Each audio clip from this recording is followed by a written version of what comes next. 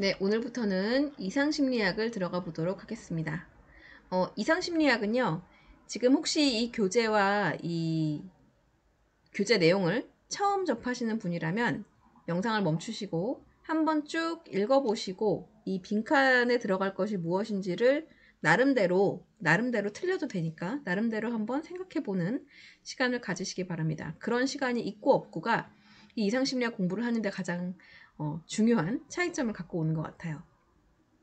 저도 전공이 상담심리이다 보니 상담심리학을 전공했다 보니 이상심리하고는 굉장히 거리가 좀 멀었습니다. 이상심리가 너무너무 어려웠고요. 어, 지금 상담 필드에 있다 보니까 이거는 상담심리든 이상심리든 뭐든, 그러니까 임상심리사든 상담심리사든 무조건 알아야 되는 내용이더라고요. 왜냐하면 상담심리와 이상심리는 뗄 수가 없어요. 임상심리는 뗄 수가 없어요. 그리고 이상심리학은 그 두 가지를 모두 다 공유하는 분야입니다. 신경정신과에 가서 이러이러한 증상 진단을 받고 와서 저 이렇답니다 하고 말하는 내담자가 정말 많아요. 그때 그게 뭐지? 하고 머리에 물음표가 뜨면 안 되는 거죠. 그렇다고 완벽하게 다 알고 있으라는 게 아닙니다. 찾아볼 수 있어야 됩니다. 그런데 내담자가 그런 말을 했을 때 생전 듣도 보도 못하는 말이다? 하면 안 되겠죠. 뭔지는 알아야 돼요. 어디에 이거에 대한 정보가 있다는 거는 알 정도가 되어야 해서 이상심리학은 시험 과목이기도 하지만 상담사로 일을 하려면 그냥 뗄래야 뗄 수 없는 과목이고 분야이고요. 그런 의미에서 보면 이 용어들에 익숙해지시는 게 너무나 필요합니다. 근데 제가 저도 막상 공부를 하려고 보니 이 용어가 너무 어렵다는 게 아니라 생소한 거예요. 제가 듣도 보도 못한 것들이 너무나 많아서. 그것도 우리말이 좀 어렵습니까? 이게 영어로 돼 있는 것도 다 우리말로 바꿨는데 그것도 한두 마디 한 단어로만 표현하는 것도 아니고 제가 전에 영상에서 잠깐 얘기했듯이 조현 정동 장애, 분열 정동 장애가 같은 거더라는 거죠. 네, 그런 식으로 말을 막 바꾸기도 하고 분열성도 있고 분열형도 있고 막 이러니까 와 미치겠더라고요. 근데 암기 과목입니다. 일단 이거 기본으로 시작하시는 이런 어떤 용어에 대한 지식이 없는 분들한테 이것은 암기 과목이라고 생각을 하시고 공부를 하셔야 되고 최대한 이 용어들에 익숙해지셔야 합니다. 그 여러분의 상담사 인생을 위해서도 좋고 시험 보는데 좋은 건 더할 나위도 없고 그렇습니다. 그래서 이 교재 구성을 보시면 거의 절반 이상이 빈칸 채우기로 되어 있을 거예요. 이 빈칸을 다 채우실 수 있어야 하고요. 줄줄줄줄 채우실 수 있어야 되고요. 그리고 문제풀이는 다행인지 불행인지 임상심리사 문제가 시중에 많이 나와 있습니다. 하고 청소년 상담사도 마찬가지고 그 문제를 주구장창 푸셔서 익히셔야 되는데 의외로 이상심리학에서 고득점을 받아가시는 분들이 계십니다. 왜냐하면 얘는 말장난을 칠 게 별로 없어요. 너무나 명확하게 정의가 내려져 있기 때문에 좀 수학 같은 기분입니다. 뭐 계산할 필요는 없지만 과학 같은 기분 딱딱 부러지게 정의가 딱딱 떨어져서 오히려 시간을 들이는 만큼 고득점을 받을 수 있는 과목이 저는 이상심리학과 심리검사라고 생각을 합니다. 저도 그랬고요. 그래서 너무 절망하지 마시고 늘 하는 말이지만 이걸 알아두는 게 상담사로 사는데 좀 편안함을 제공해 줍니다. 그렇게 좀 내가 그냥 평생 알아야 되는 부분이구나 하고 포기하시고 네, 그냥 이건 무조건 해야 되는 거구나 하고 포기하시고 공부하시는 게 좋겠습니다. 자, 1번 들어가겠습니다. 지금 이 부분은 답지고요. 이 부분은 해설지입니다. 이게 다 거의 다 빈칸 채우기이다 보니 딱히 해설을 쓰거나 그럴 필요가 없어서 제가 이렇게 가지고 왔습니다. 1번. 자, 이 뭐랄까요? 전문가들끼리 이 필드에 같이 있는 사람들끼리 말을 할 때 야, 저거 뭐 아니야? 저거 뭐 아니야? 이렇게 말을 하잖아요. 좀 줄임말로 부르기도 하고 자기들만의 어떤 은어 비슷하게 쓰기도 하는데 야, 이번에 들어온 내담자 지적 맞지? 지적 맞아. 어때? 아주 심해? 아니야, 중간 정도야? 이런 대화가 오고 가요. 자, 저도 초보 상담사일 때 자격증을 따신 선배님들이 이렇게 얘기하는 걸 듣고 되게 있어 보인다고 생각을 했어요. 별것도 아닌데 있어 보입니다. 눈에는. 그쵸? 그 얘기를 좀 해보겠습니다. 자, 1번 보세요. 아동기 및 청년기에 시작하는 발달장애인데 지적, 인지적 능력에 뚜렷한 제한이 보이고 일상생활이 예, 제대로 안 됩니다. 이것을 무엇이라고 하느냐? 네, 지적장애라고 합니다. 여기 보이시죠? 지적장애. 자, 이 자체가 질병은 아닙니다. 근데 나뉩니다. 예, 가벼운 정도, 중간 정도, 심한 정도, 아주 심한 정도 이렇게 나뉩니다. IQ가 55에서 70 미만이니까 69까지겠죠. 이 정도 되면요. 예, 지금 이거는 해설지니까 예, 답지를 보시면 이쪽을 보시면 네. 자, 85% 정도 됩니다. 85% 정도 되고 이분들은요. 그 교육이 가능하고 독립적 생활 또는 지도나 지원에 의해서 생활이 가능해요. 그래서 가벼운 정도의 지적장애라고 부릅니다. 가벼운 정도의 지적장애 보이시죠? 네. 자, 이 왔다 갔다 하는 게 낫겠구나. 네. 자, 가벼운 정도의 지적장애이고 자, 그리고 IQ가 35에서 40, 50에서 55까지는 10% 정도 되고요. 예. 왜 이래. 예, 10% 정도 되고요. 10%. 그리고 초등학교 2학년 이하 수준으로 활동을 합니다. 생활을 합니다. 그래서 지도나 감독에 의한 단순 작업 수행이 가능하고요. 가능합니다. 그런데 예, 중간 정도라고 우리가 부릅니다. 중간 정도의 지적장애라고 부르고 IQ가 20에서 25 그리고 35에서 40 정도면 예, 3에서 한 4% 정도 되고요. 이거를 이제 간단한 셈 철자를 제한적으로 습득하여 밀착된 지도 감독에 의한 단순 작업 수행이 가능하다라고 했는데 거의 불가능하다고 보시면 됩니다. 거의 불가능에 가깝고 간혹 뭐좀 할 수는 있지만 예, 굉장히 심한 정도의 지적장애라고 표현한 거 보면 아시겠죠? 그리고 이름 자체에 아주 심한 정도의 지적장애라고 들어가는 사람들이 1에서 한 2% 정도 되고 지금 IQ가 20에서 25라고 적어놨지만 그 이하입니다. 예, 이하, 예, IQ 20에서 25 이하라고 돼 있죠? 지적인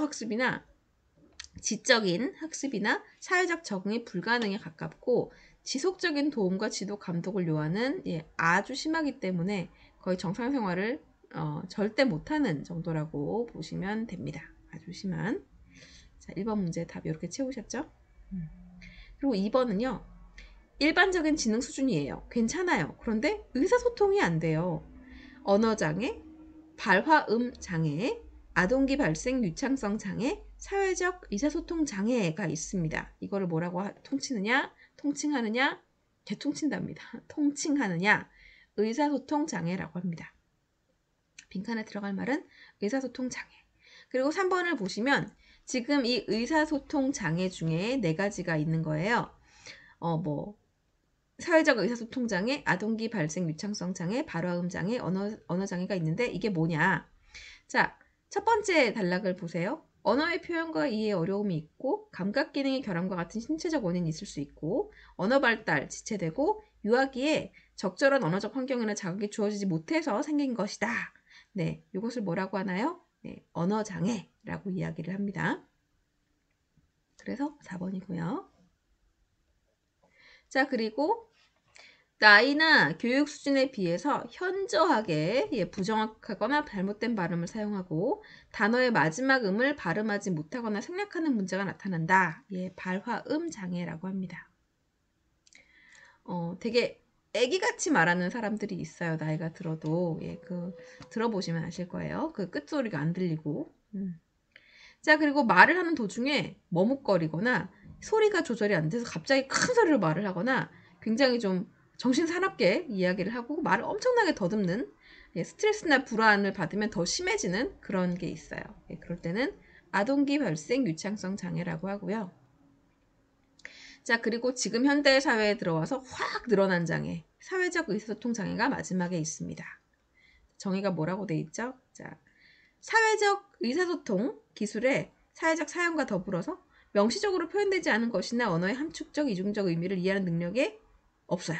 네, 그것이 거의 없어서 사회적으로 의사소통을 하는 것이 힘든 사람들을 실제로 사회적 의사소통 장애다라고 판정을 받아서 오시는 분들이 계십니다.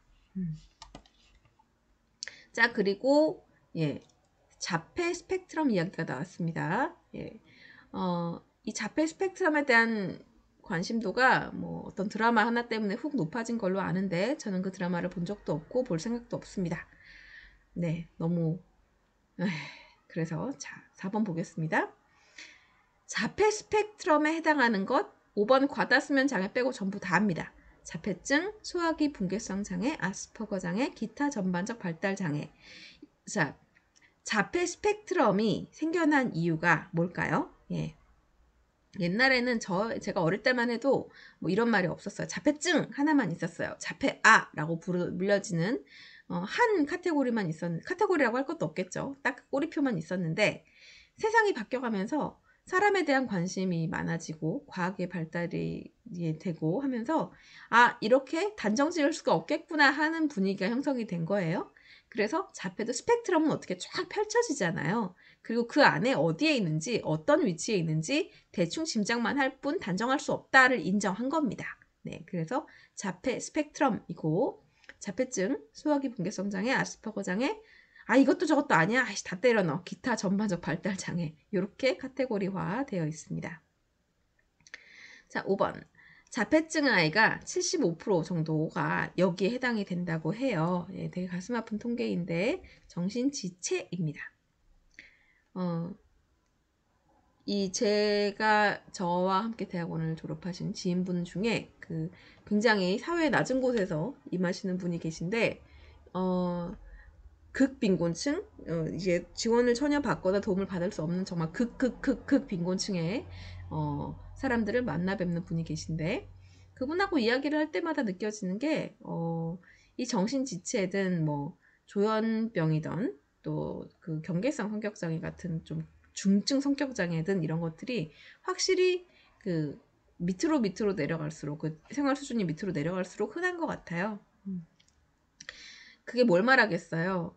충분히 조기에 발견해서 좀 다뤄주면 이 정도까지는 가지 않았을 텐데를 말하는 것 같아서 굉장히 속이 상한 부분이죠. 네. 국가가 그런 부분을 감당해야 하는데 우리나라는 언제쯤 감당할 수 있을지 모르겠습니다. 지금도 너무나 열심히 하고 있는데 사람을 갈아놓고 버티고 있는 것 같은 느낌이 제가 지금 대학원을 다닌 지가 10년이 됐네요. 제가 2014년에 들어갔는데 그때나 지금이나 별로 달라진 게 없는 것 같아서 물론 달라지려고 노력하고 있지만 여전히 사람을 더 갈아넣느냐 덜 갈아넣느냐의 차이일 뿐 사람이 다 감당하고 있는 것 같아서 가슴이 아픕니다. 자, 6번 보세요. 끊임없이 움직이고 안절부절 못하며 수다스럽게 말하는 과잉 행동. 그리고 주어진 과제에 적절한 시간 동안 주의를 집중하지 못함. 감이 딱 오지 않으세요? 네. 주의력 결핍. 그쵸? 자, 네모칸에 들어갈 말. 주의력 결핍 과잉 행동 장애. 네, 영어로는 ADHD라고 하며 세 가지 하위 범주가 있는데, 세 가지 하위 범주. 자, 주의력 결핍형, 우세형, 과잉 행동 우세형 두 가지가 모두 있는 복합형. 이거를 뭐 조용한 ADHD, 뭐 시끄러운 활발한 뭐 ADHD 이렇게 말하시는 분도 계시는데, 그리고 내재화 장애가 공병하는 경우가 많고 학령기 아동의 약 3에서 7%가 해당이 된다. 이 장애는 남자아이가 압도적으로 많습니다. 남아에게서 더 흔하고 자, 나이를 먹어가면서 완화되는 부분은 분명히 있어요. 하지만 완전히 사라지지는 않고 사회적으로 적응을 할 뿐이지 여전히 힘든 부분입니다. 근데 여러분 있잖아요. 상담 필드 물론 하고 계신 분들도 계시겠지만 본인 스스로 자기가 ADHD라고 철석같이 믿고 있는 분들이 굉장히 많습니다. 네. 저 ADHD예요 라고 말하는 사람들을 상담 장면에서 정말 심심치 않게 보시게 되는데요. 그럴 때 그래요? ADHD시군요 하고 믿고 넘어가시면 절대로 안 된다고 저도 강조하는 것을 들어서 배웠습니다. 왜냐? 워낙에 ADHD가 흔하다 보니까 TV에서 누가 ADHD는 이래요 라고 하면은 나 저건데 나 ADHD구나 하고 오시는 분들이 열의 9입니다. 그럼 나머지 한 명은 뭐냐? 신경정신과에 가서 정신과 전문의와의 상담하에 내가 정말 ADHD구나를 확신하고 오시는 거죠. 그런 사람들이 거의 없다는 얘기입니다. 그래서 상담하실 때 저 ADHD예요 라고 하면은 그래요가 아니라 어디서 어떤 증상으로 어떻게 판정을 받으셨습니까? 를 반드시 물어보셔야 하고 아니 뭐 딱 보니까 제가 ADHD라고요 하면은 아닐 경우가 더 많다는 거를 알아두셔야 됩니다. 제가 오죽하면 이 강의에서 이 오래오래 기록이 남는 강의에서 이런 얘기를 하겠어요? 네, 옛날에도 많았고 그 옛날에도 많았고 지금도 많고 앞으로도 많을 거기 때문에 그렇습니다. 자, 7번. 정상적인 지능을 갖추고 있고 정서적인 문제가 없는데도 현저한 학습 부진을 보이는 경우 특정 학습 장애라고 말을 합니다. 네. 자, 그리고 이것을 뭐로 본다? 예, 생물학적 원인으로 상당 부분 유전되는 것으로, 이것도 환경 유전일 수도 있겠죠. 그렇죠? 예, 신체적인 유전이기도 하고 보고 있고, 후천적인 환경 요인이 영향을 준다고 밝혀졌어요. 근데 그 중에 가장 대표적인 게 아동학대와 가정불화입니다. 너무 가슴 아픈 얘기죠. 예, 그런 가정 환경 등에 의해서 유발될 수도 있고, 또 잘못된 교육 환경이 학습 장애를 일으킬 수 있다. 저는 갑자기 사이비 교회 홀릭하시는 분들이 생각이 나네요. 자, 8번. 나이나 지능 수준, 근데 이 한상심의 문제가 현실을 반영하고 그 시대를 반영하고 그 특정 어떤 사회의 특징적인 것을 반영한다면 사이비 교회에 대한 예시가 나오지 않을까요? 요새 하도 문제가 되고 있으니까. 그럴 수도 있어요. 글쎄요. 자, 나이나 지능 수준에 비해서 움직임이나 운동 능력이 현저하게 미숙한 경우를 운동장애라고 합니다.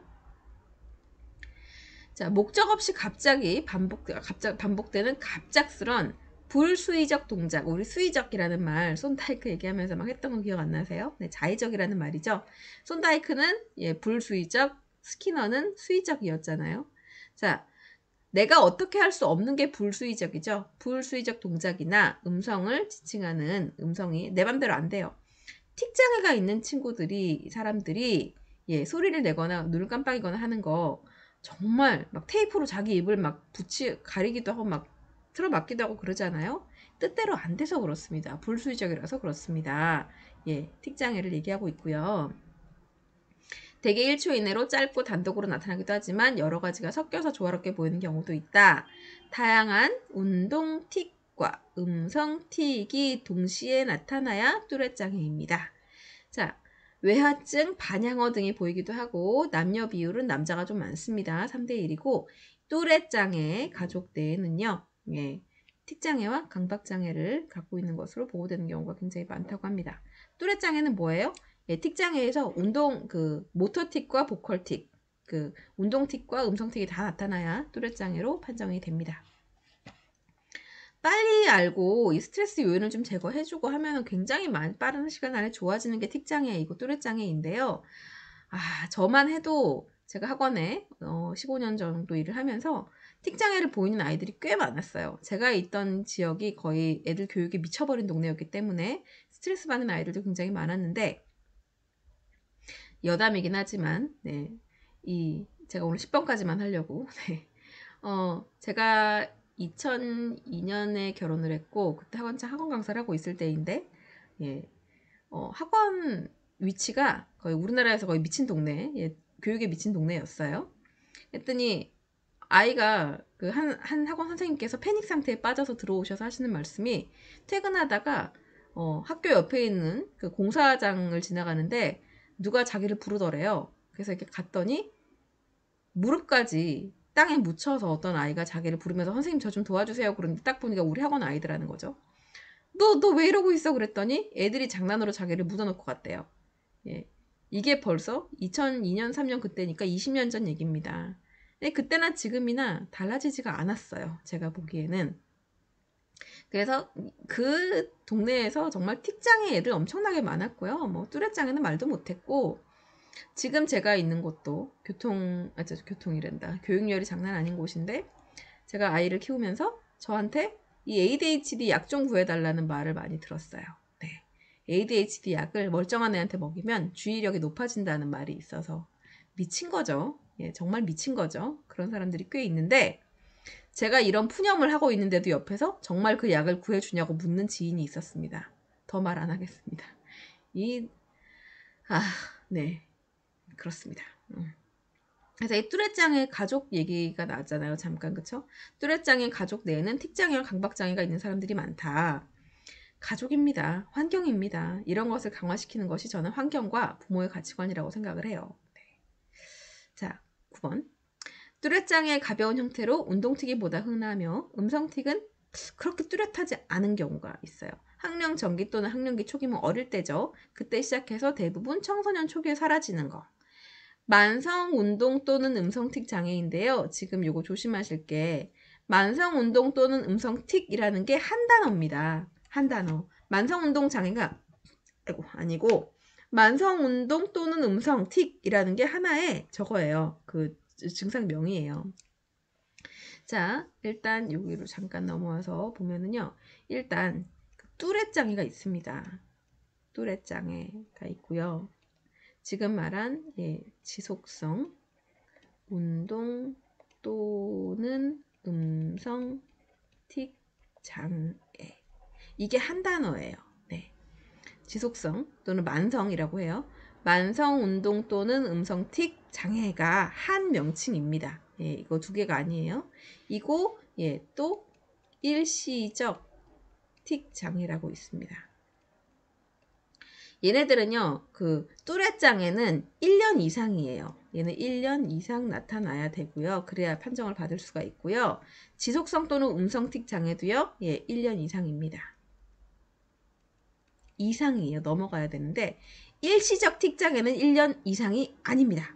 얘는 일시적 틱 장애. 얘는요, 운동틱이나 모터틱이나 보컬틱, 운동틱이나 음성틱 중에 하나만 나타나도 되고요. 동시에 나타나도 되는데, 1년 이내에 사라집니다. 얘가 조금 달라요. 요 틱에 관련된 장애, 뚜렛 장애, 지속성 또는 만성이라고도 하고, 지속성, 만성, 운동 또는 음성틱 장애, 있고, 일시적 틱 장애 있고, 세 가지 있다는 거 알아두세요. 자, 그리고 제가 무슨 얘기를 하다가, 10번이죠. 일과성 틱 장애 또는 일시적 틱 장애입니다.